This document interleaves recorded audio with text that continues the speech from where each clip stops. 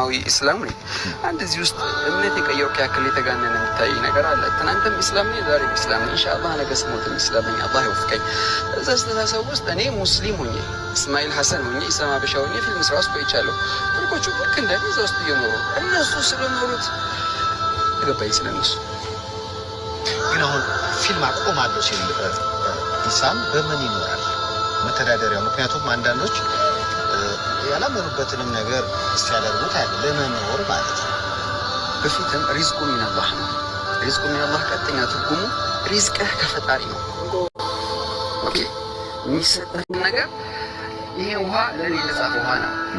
የማንንም ውሃ መጥቼ ልጠጣ አሁን ከዚህ ወጥቼ የሚኖራለሁ ምናምን ዘንገት ውስጥ እንደሱ ታሰባት በጣም እንደሱ ታሰብ ነገር ከነገው ነገር ከሚያልቃል ሪዝቁ ሚነላህ ነው። ይዛል ይግራል አይናል ጉልበታል ወንድሞች አሉ ሁሉ ቢታና ተበድራት